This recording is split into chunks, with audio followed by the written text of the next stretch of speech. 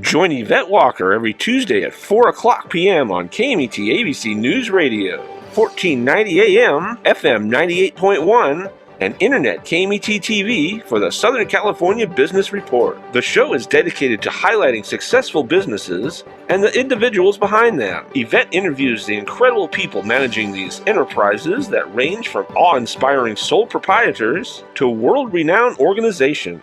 The Southern California Business Report, Tuesdays at 4 o'clock p.m. Welcome to KMET 1490 AM ABC News Radio and the Southern California Business Report with Yvette Walker, a show dedicated to highlighting successful Southern California businesses and the people behind them. Welcome and thank you for joining the Southern California Business Report on ABC News and Talks, KMET 1490 AM, 98.1 FM, and KMET TV. I'm Yvette Walker, live, blasting our signal from the center of Southern California, serving a population of over 25 million. Get us crystal clear and on demand by downloading the free KMET live streaming app on Google Play or the Apple App Store. A huge shout out to the team, Mitch, Bill, and Sean. I love you guys. And to our special advisory committee, Bill Morris of UCI School of Business, Diane Cavallo, and Camila Rubio. Thank you so much. Don't forget to check out the Jay Kaplan Show, also on KMET on Fridays at 3.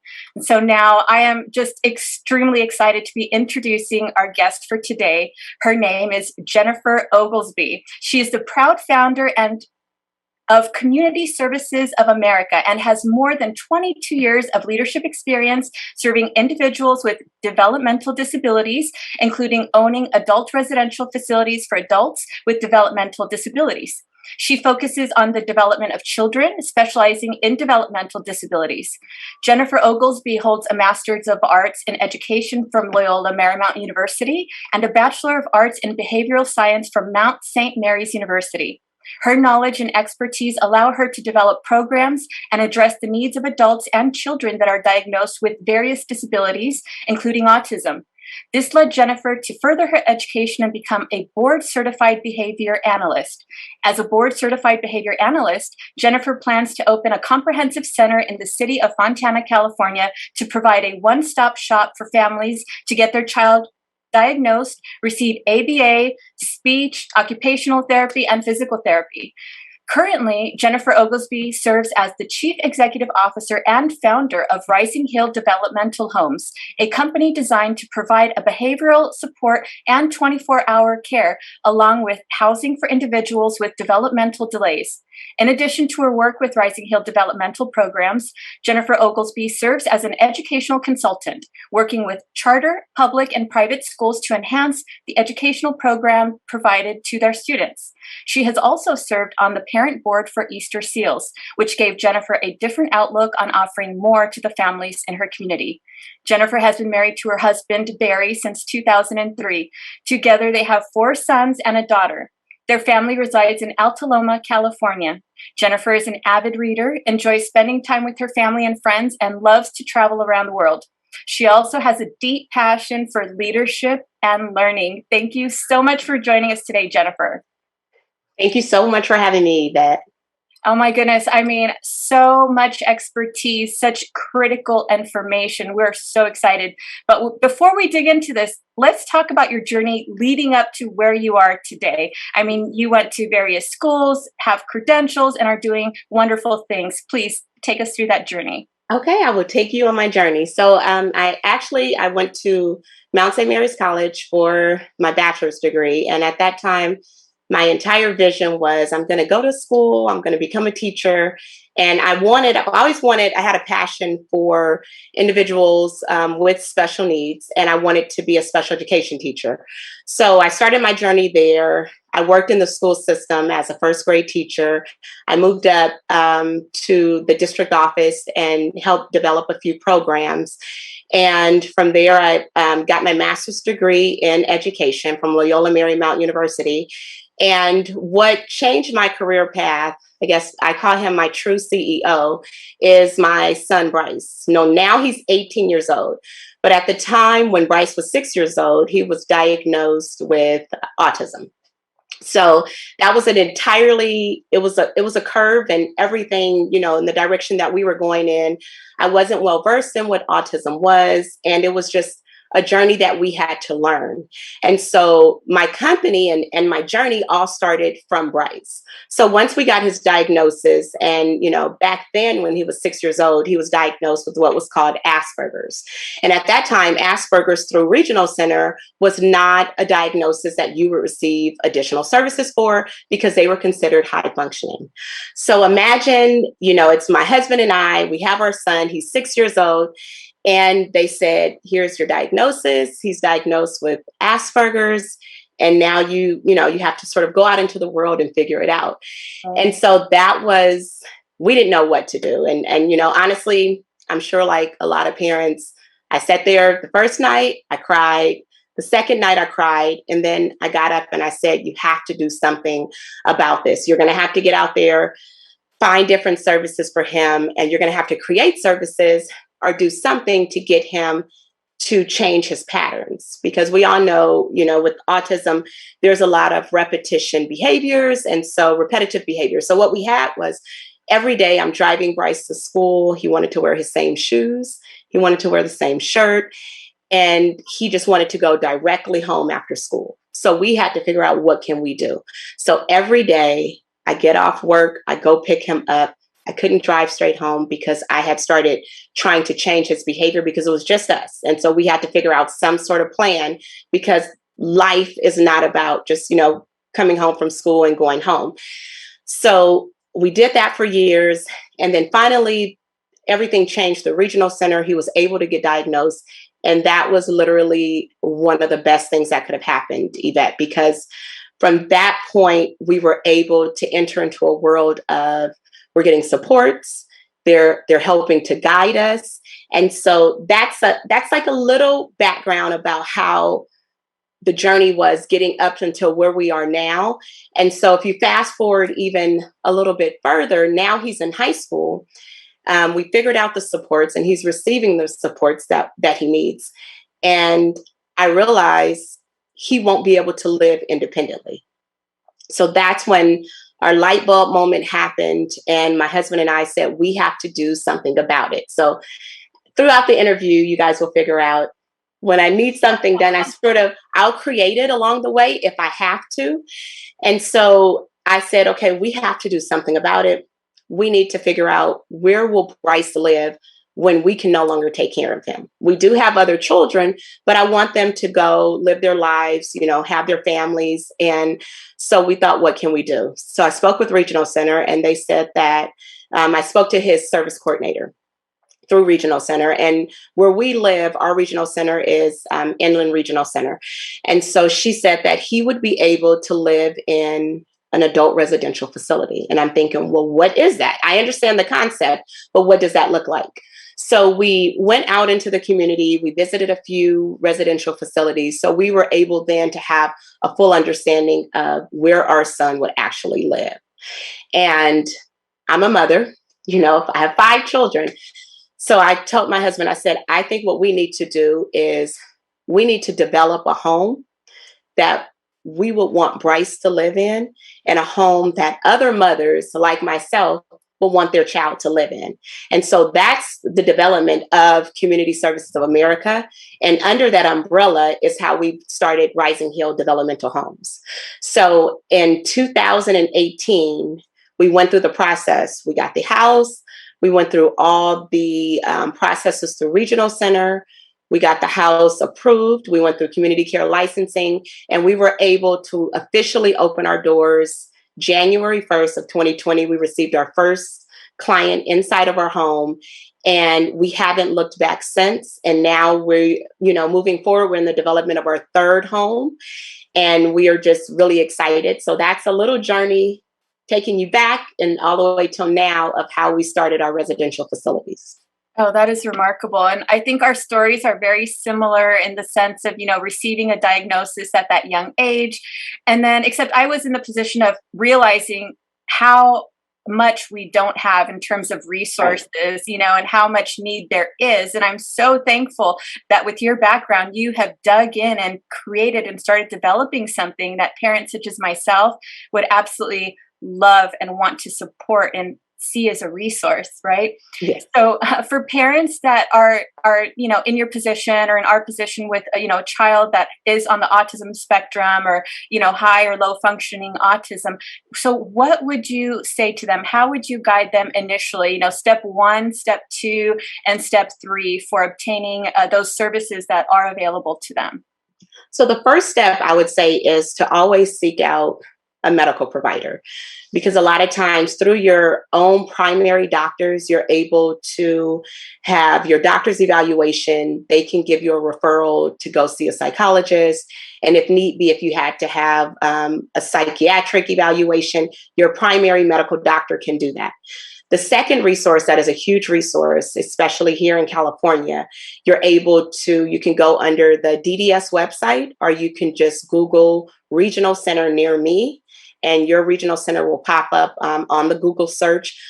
But regional center was a true lifesaver. So that is one of the best resources for parents to start, because regional center is the program that can navigate you into speech therapy, occupational therapy, different community resources. They have parent groups. There's so many different resources that you can get from regional center, and you need to ask. So your service coordinator, make them be your friend and ask.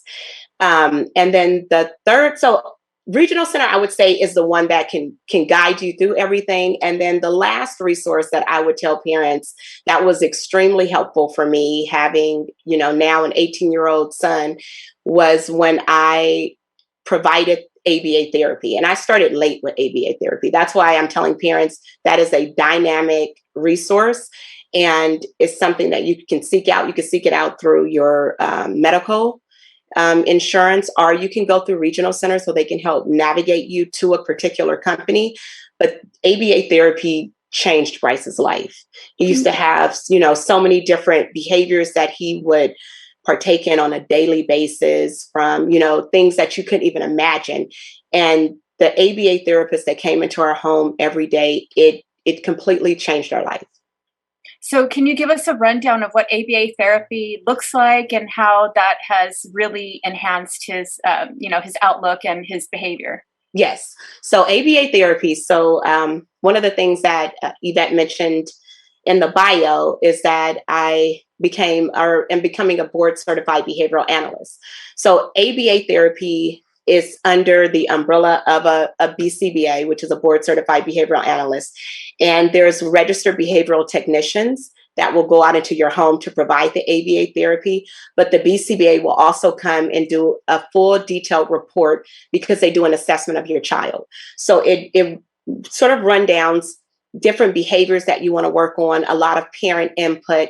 So say, just hypothetically speaking, I could say for my son, Bryce, I'll speak from my own experience, is Bryce, he didn't want to close the door all the way, for the bathroom. He was afraid to wash his hands in the restroom. He wanted to go into the kitchen.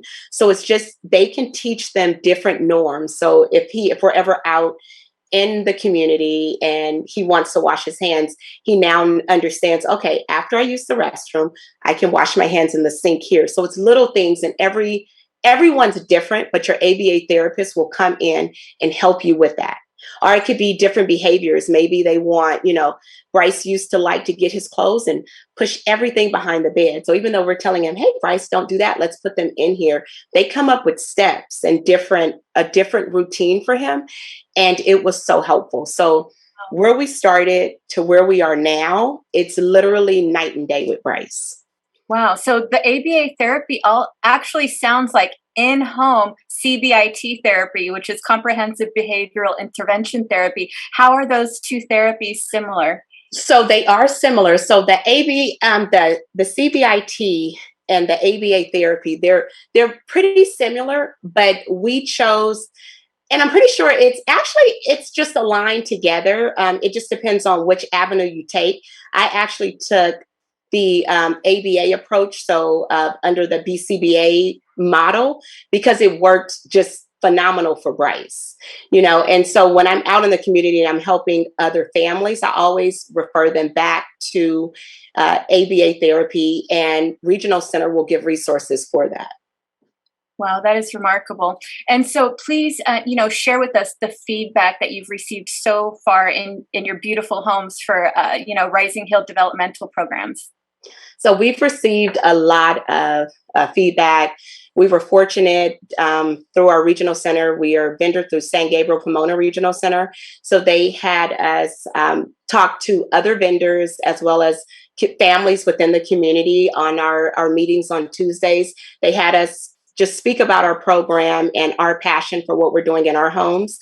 We were also fortunate to receive praise from the news network, and they did an entire segment on our facility. They came out, and just from parents within the community. And so one of the things that we were fortunate with the publicity from having that news segment done on us about a year ago is that we were able to reach other families outside of Regional Center.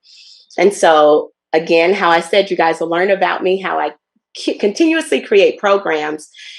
We received so many phone calls from families and individuals that were not diagnosed through Regional Center because they didn't fall under the certain criteria in order to be diagnosed through Regional Center, but they needed placement.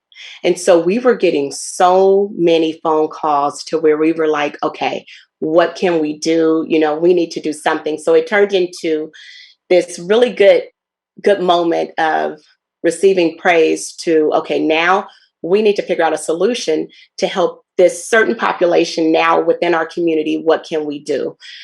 So I'll call her, I'll say Lady A, because she was one of the very first people that I was able to help. So outside of our regional centers, I spoke to different community members within Los Angeles County, and I was able to connect to a few homes that weren't regional center homes. They weren't through the county. These were just private homes that a pastor that I know in Los Angeles, he's opened up for the community that can't afford to have housing. So he said, okay, well, let's work together. If you can help me come up with a model for this home and help me know what are some of the resources that I need to incorporate in my home? What are some of the services I need to provide? I'll open it up to help a few of your people. And that was just like, it was music to my ears. So I went in there. This was all volunteer work, on the side. So I helped him to set the home up. We were able to place her. And a few organizations in LA that are nonprofit organizations, they started reaching out to me, asking me if I can also help those individuals. And so now I have, my new goal is I want to create housing developments for these individuals. So I want to try to, work with the state or work with the Department of Developmental Services, and even within our local, communities within the cities. So that way we're able to house the individuals that don't have families. They don't have the resources, and they need to be placed. They need, services. They need help navigating, the proper medical attention, so that way they can receive the proper medication. And it just starts changing. So I figured if we can get them housed and they feel safe, we can do an assessment on our individuals that need this help. We can get them the proper medical care. And once these 3 steps are in place, that's going to start changing their entire trajectory. And I think from there, things will just start looking up. And I think that we will be able to then do, help them with job placements. And they can just, at that time, they hopefully can move back into the community and live successfully. Right. And, that's what it comes down to, is creating that very solid foundation for a population of, people that really, and I've experienced it, there's a disparity of resources, or there's the complete phrase of you don't know what you don't know, and you're in a completely new environment. So having you develop that framework, that foundation to really, set up people with these challenges for success, I mean, absolutely, it's going to change the trajectory of their life, because I can only imagine the challenges that arise when living a life that, you have a different way of perceiving the world, neurodiversity, challenges, delayed functions, whatever it is, and not having those resources and not having the support, right? It's hard enough to get by just, allegedly, quote unquote, normal. But, when you have these delays or you have, other challenges, it can be way more difficult. So I think what you're doing is absolutely brilliant. And tell us where you are in your efforts to bring this attention to the state. So I actually made a phone call. So right now I'm in the beginning stage of the development. I've contacted the Department of Developmental Services, and I also contacted our local mayor here within Rancho Cucamonga. And so I have a meeting with Mayor Michael at the first week of March, and I'm awaiting DDS to reach back out to me so that way we can get it started. And so what I'm trying to do is, aside from that, because I need the support of the Department of Developmental Services so we can make this be a model across America, not just here in Rancho Cucamonga. And so we started, in addition to Community Services of America, we started a nonprofit organization called I'm Awesome. And it's a play on words for, autism. But I'm hoping that through our nonprofit, we can raise funding. So even if I'm not funded fully through the state at this point, I want to create a model program that I will be able to fund and provide the supports and work with, our local cities and work with the state. So that way we can help remove one person at a time, from facing homelessness or from dealing with these different disparities. Like you said, Yvette, if you don't know, you just don't know. And a lot of times families are unaware of the services, of the resources. And for the ones that are not able to have housing through, regional center or various, institutions or companies that provide this support, I want to be the person to create this model program and see what I'm able to do. And I have a couple meetings lined up with some pretty important people that I think can help me along the way and help my vision, because I think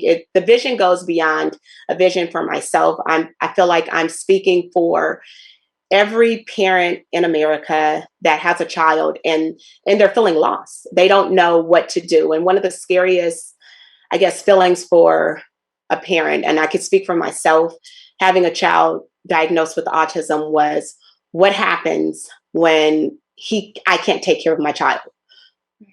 Who takes care of him? How will they live? Who's going to support them? And the last thing that we ever want to think is there'll be no one to take care of them.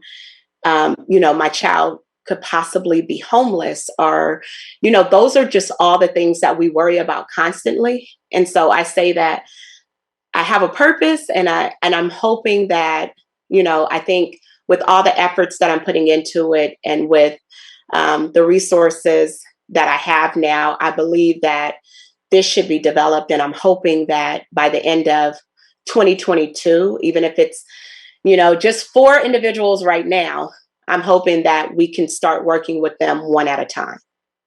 That's phenomenal. And so please share with us, what does your son think about your efforts, and how does he enjoy the program that you're developing? He's on the ground floor, right? He is.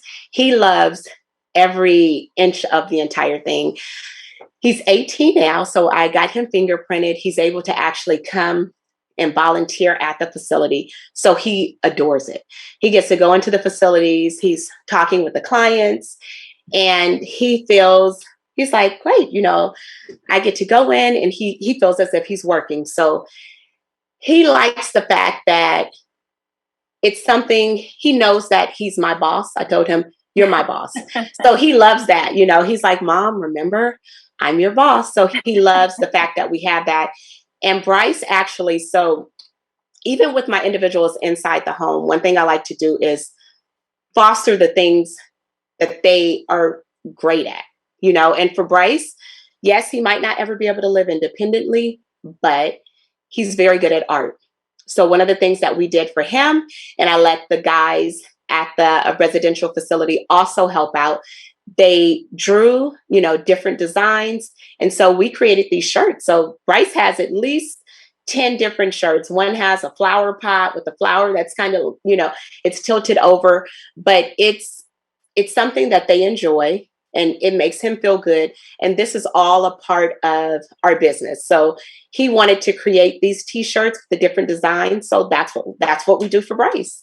And, and even for our individuals in the facility, whatever avenue they want to go down and they want to take, we're going to do it. And they know it.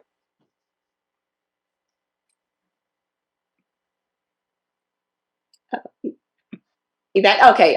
I'm like, yes. So they know, they understand it. And I'm just very happy. And so he loves the fact that we were able to dig into, we call it Bryce's world. So we jumped into his world.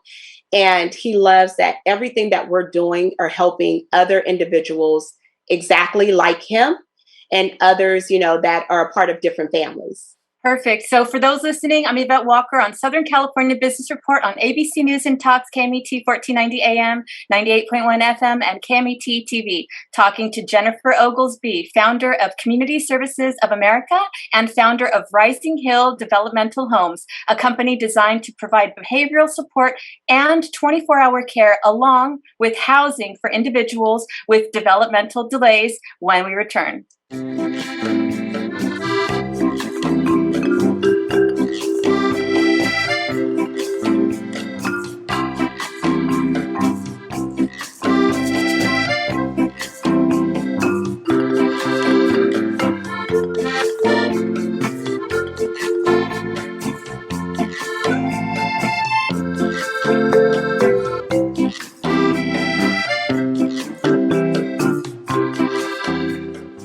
The University of La Verne is rated first in California for alumni satisfaction. Learn more about accelerated programs offered online and on campus in La Verne, Irvine, Ontario, Burbank, or College of the Canyons. Visit go.laverne.edu. The University of La Verne. go.laverne.edu. Being sued and don't know who to turn to? The insurance company won't defend you and your family in a lawsuit? Stress no more. Call the Walker Law Group. We are the law on your side. Just call 909-989-3200. 909-989-3200. Every 2 seconds, someone needs a blood transfusion. Be on the giving side. Livestream Blood Bank supports patients in 80 Southern California hospitals.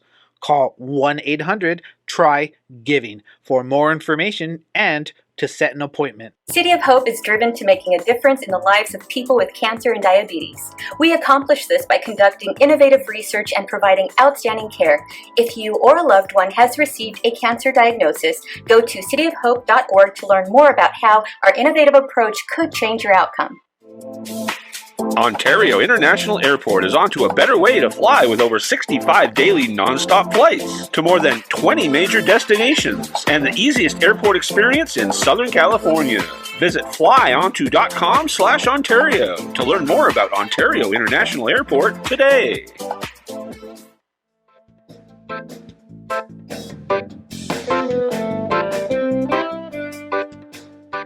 Welcome back. For those listening, I'm Yvette Walker on Southern California Business Report on ABC News and Talks, KMET 1490 AM, 98.1 FM, and KMET TV, talking to Jennifer Oglesby, founder of Community Services of America and serves as the Chief Executive Officer and founder of Rising Hill Developmental Homes, a company designed to provide behavioral support and 24-hour care along with housing for individuals with developmental delays. Thank you again for being with us, Jennifer. Thank you. Okay, so before the break, we were talking about how you dug in and created a resource that all parents, of children with developmental needs or delays need to know about. So I know one of the things that you were recently also recognized for were some awesome boxes. And you were speaking about your son, Bryce, being talented in art. And we were looking at these awesome boxes and just saw all the amazing arts and crafts, all the wonderful things that you put into them. But please tell us and share with our audience what these awesome boxes are, what they have become, and what they have meant to those that you have brought them to. Yes. So the Awesome Box, we actually developed that during the pandemic. And Bryce is in high school. And so typically with individuals that are diagnosed with autism, there could be some form of socialization issues. And we were thinking, what can we do? Bryce was home, his friends, he may have about one friend, and his one friend moved away, but he does have other peers within his classroom. So Bryce was at home. He didn't have, his school online wasn't formed yet. It was just sort of the books, and he was bored out of his mind. So even when they began doing online learning, it still wasn't the same as having arts and crafts with your friends, communicating with them the same way, because you didn't have all the dialect the same way, on Zoom. So my husband and I, again, were thinking, what can we do? So we came up with just an idea. We had taken Bryce and some other friends from his school. We had a little birthday party for him. And so we took them to a paint place in Covina.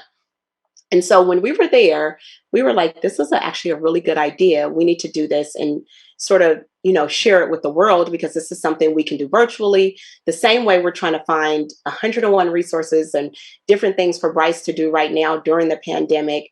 We need to offer this out. So we came up with the idea of the Awesome Box, and it was literally it was a game changer. So what started as just a box full of art supplies turned into, we had a dancer donate their time with the individuals on Zoom. So let me tell you what it looks like. Wow. So outside of the Awesome Box, it's virtually for individuals all over the world. So it's not just, adults or children here in California. We had individuals from New York, Chicago. We were just all over the place, and parents love it. They still love it. We're actually relaunching our second generation of Awesome Box in April of 2022 for Autism Awareness Month. We are going to relaunch it, and it's going to be better than ever. And I'll make sure to share it with you so that way you can post it up. But what it is we meet virtually every 2 weeks online, and we have different sessions. So that way individuals from different parts of the world are able to join in. So they do arts and crafts. We'll do light cooking. It may be a dance class. It could be singing.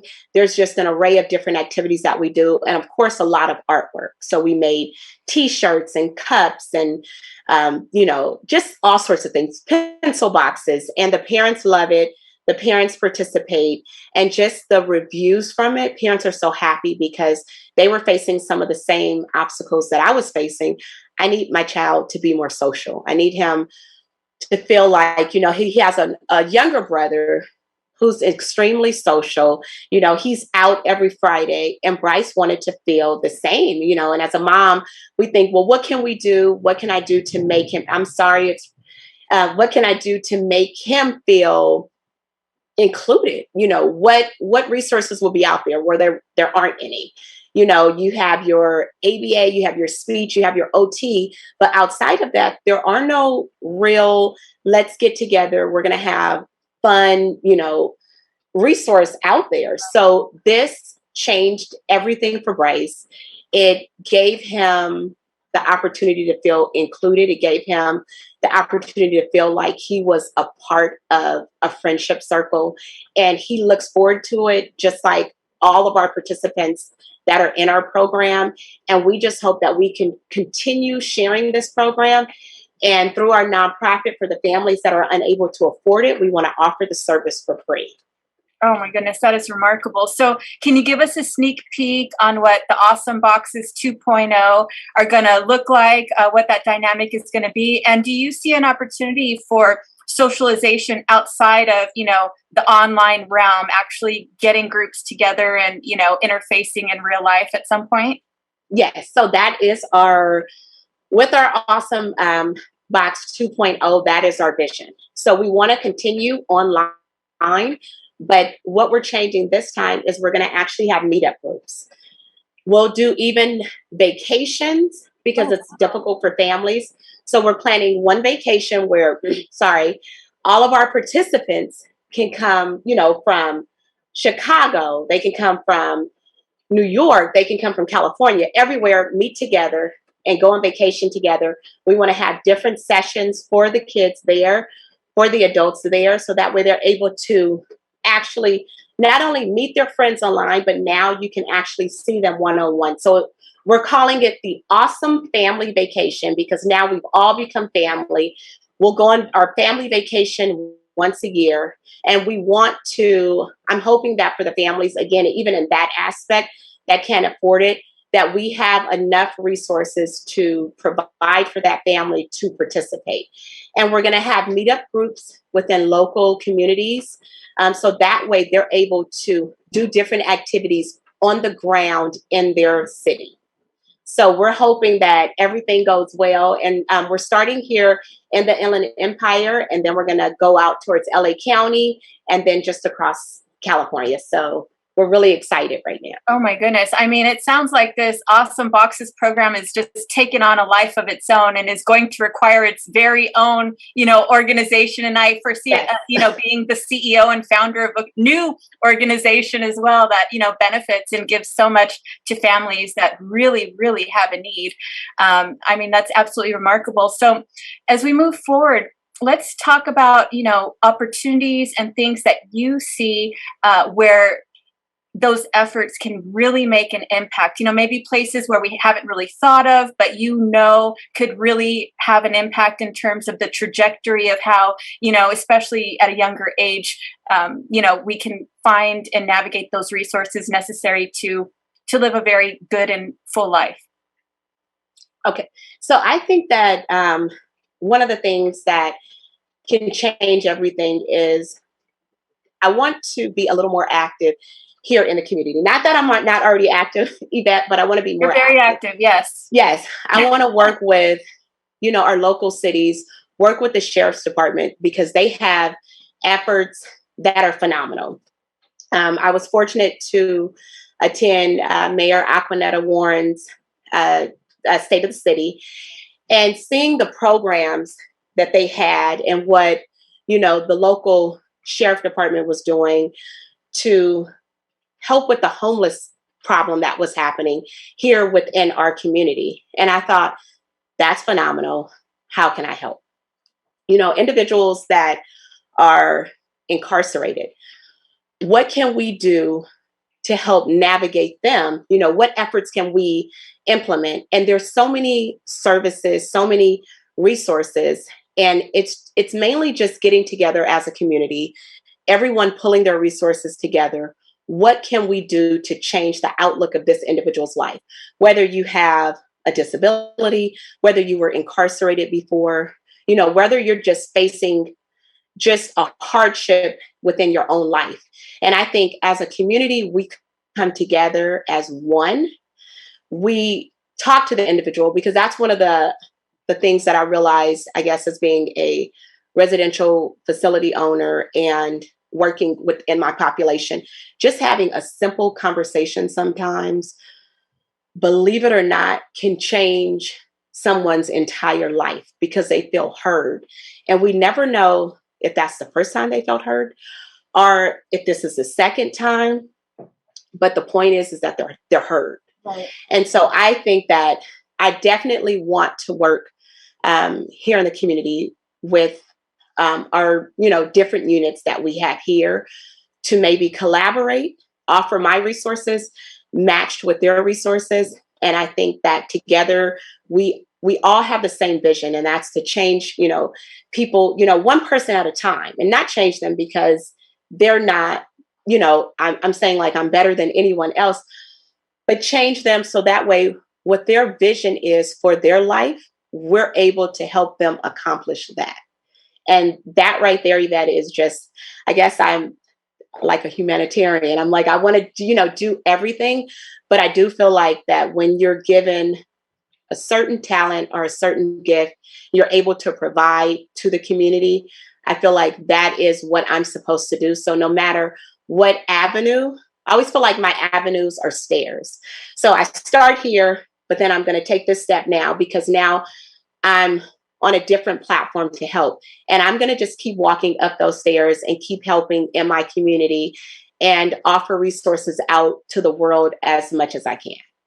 And you're doing the right and perfect job to it. You know, when you bring up, you know, working with law enforcement for, you know, recidivism, especially, you know, Yes. sometimes I can imagine that some of those people have not been properly, you know, diagnosed or have other issues that unfortunately law enforcement, they don't have the resources to address or provide, and they end up back, you know, behind, you know, incarcerated, where we don't want them, right? We want everybody Right. to have a beautiful quality of life. And like you said, to be able to live and the vision that they want in a positive way and in a great way for everybody. But those are great opportunities that you've identified that you can really be of service and help, as well as, you know, with the community, right? So I think you're dotting the I's and crossing the T's, and your passion and your vision and your energy and enthusiasm just comes through so magically. Thank you so much for everything that you're doing. And so as we move forward, what are some of your bigger visions as you move forward for both organizations? So for both organizations, I think our main thing for Rising Hill is to continue providing services. And so we have level 4 items now. We're jumping into specialized facilities. And I'm hoping to just, you know, keep going and offer more support in that area. I want to open up a day program, probably in 2023. I think my hands are pretty full for 2022.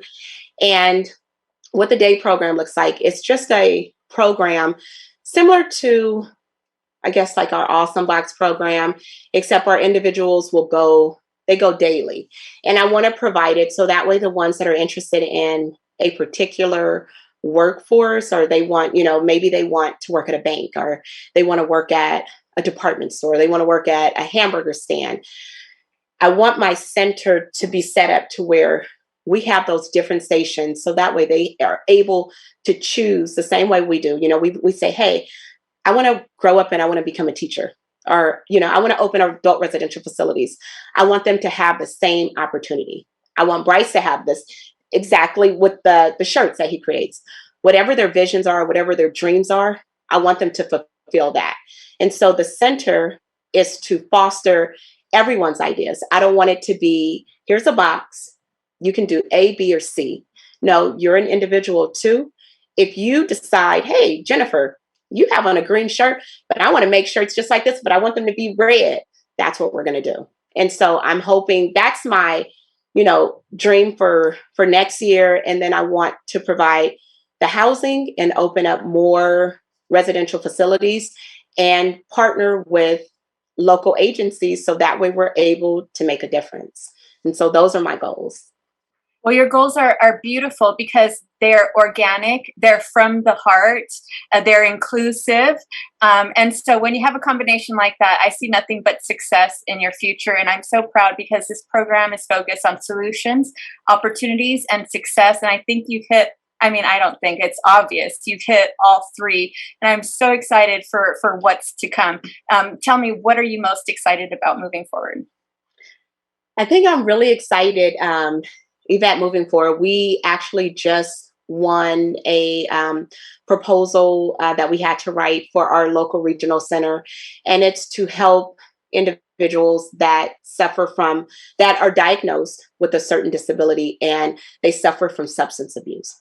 So this ties into everything we just said about helping the community, working with, you know, the law enforcement, working with other individuals here in our community. And so we're excited about our substance abuse home because it's an actual need. I mean, you never think of it that way. You know, we think of, okay, this individual's diagnosed with autism, or maybe, you know, cerebral palsy, whatever the diagnosis may be. But sometimes individuals, just like, people you may know, they suffer from drug abuse or alcohol abuse.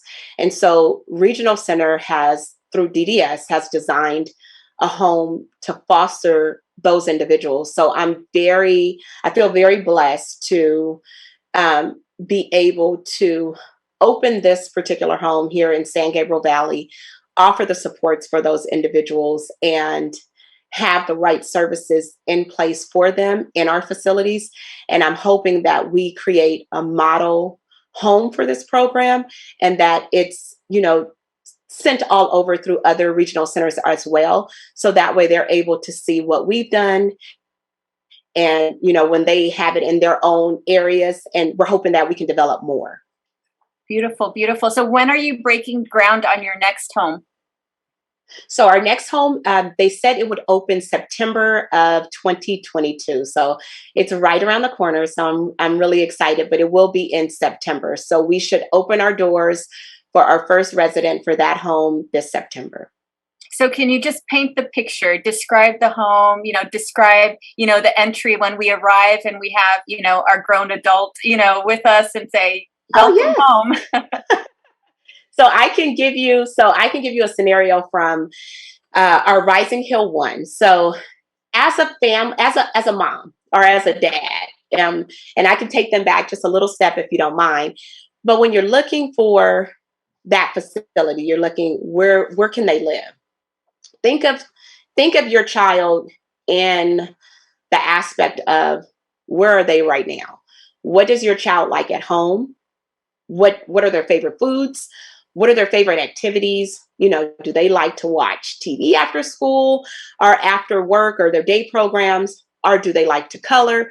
Whatever it is. And when you go to the homes, talk to the staff, talk to the owner, talk to the administrators, find out what is it that you guys offer. What if my son is interested in going to Knox Berry Farm because that's what he did at home, with mom and dad?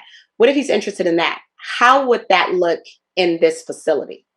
And so one of the things that we do with our families when they come in, because I didn't know to create this for my own son until I, dug into this field a little deeper.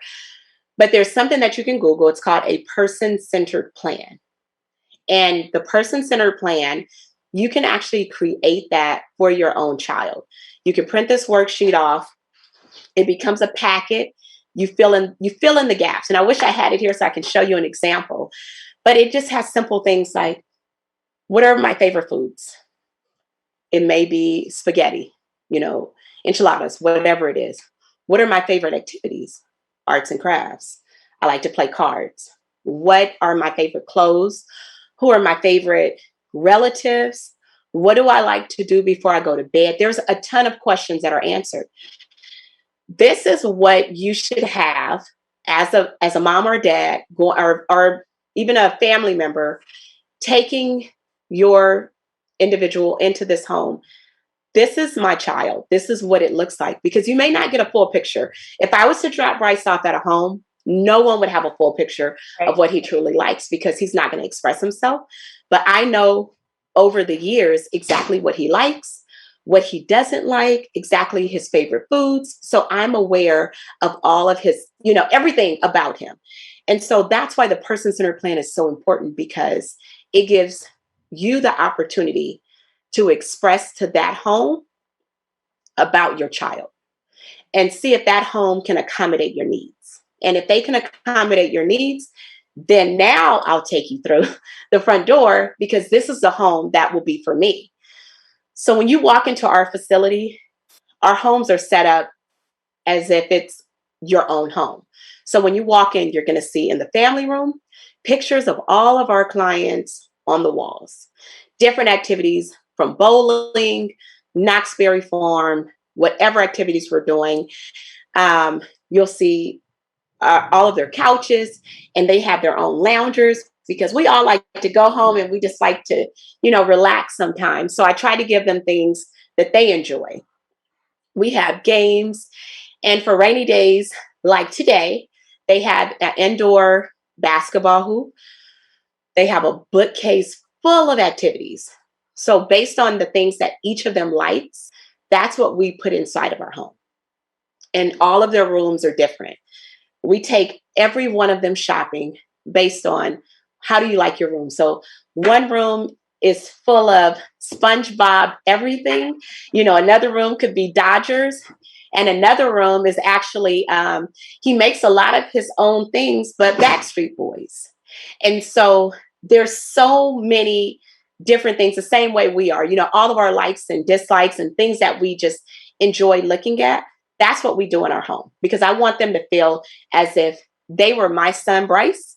How would I want him to be treated? How would I want his room to look? And I want them to feel like this is mine. So we shop from everything from they can choose their comforter. They can choose if they want different color curtains and their rug, whatever it is, that's what we do. And so our home is it has a very homey feel to it. And everything inside belongs to the individuals that live there. So it's not my decorations, because the house would look like this, but it reflects the individuals inside. Right. And that's what I would say for families looking for that perfect home or looking for that home for your child. Find a place that will foster your child's loves, likes, and different things that they choose to do. Just make sure that home could give them that, and they can. So that's the good thing about regional theater. Yes. That is so exciting. And we're going to follow you on your journey. We are going to invite you back so you can give us an update on the Awesome Boxes 2.0 and your new facilities and your new partnerships throughout, the country. Thank you so much for joining us today, Jennifer. Thank you so much, Yvette, for having me. And I look forward to coming back sharing about the different things that have happened since this interview. And I just look forward to continuously being a resource to families. Beautiful. So for everyone listening, don't forget to look for us on Facebook, YouTube, LinkedIn, and Instagram. Check us out on scbrtalk.com. And don't forget to download the free live streaming app on Google Play or the Apple App Store. Don't miss my interview with Steve Cisneros, founder of Phantom Project Theater Group. In 1997, at the age of 17, out of his parents' two-car garage, overseeing the daily operations for the past 21 years, the troupe has been featured by and written about in Forbes, CBS, NBC, ABC, Fox, Washington Post, LA Times, and publications from nearly 40 states around the United States. With a background in the performing arts, Cisneros has worked for Nederlander, South Coast Repertory, McCoy Rigby Entertainment, La Mirada Theater, and many more. He's directed over 50 productions and produced over 100. In 2017, for his work in using theater as a teaching tool for at-risk youth, Cisneros was recognized with the Ambassador of Peace Award from the Orange County Violence Prevention Coalition. Next week, we will have Jeff Burham, chairman of National Community Renaissance. In 1991, using his own resources, Mr. Burham co-founded National Community Renaissance in response to the need for affordable housing in San Bernardino County. 5 years later, wanting to provide more than shelter to low-income families and seniors, he co-founded the Hope Through Housing Foundation to offer programs and services that transform the lives of residents today. National Court is one of the largest national nonprofit affordable housing developers in the country. Burham is a longtime affordable housing advocate. In fact, early in his career, he was one of 22 real estate professionals to be appointed by Congress to serve on the Millennial Housing Commission. Everyone listening, we will catch you next week. You don't want to miss it.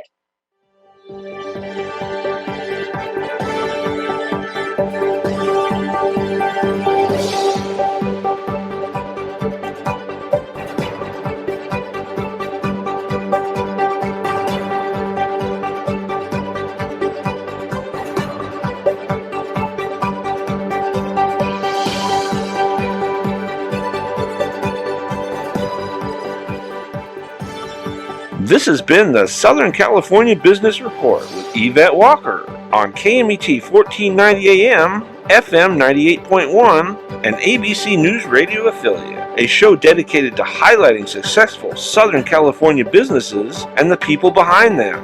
Remember to visit the podcast page on the KMET website.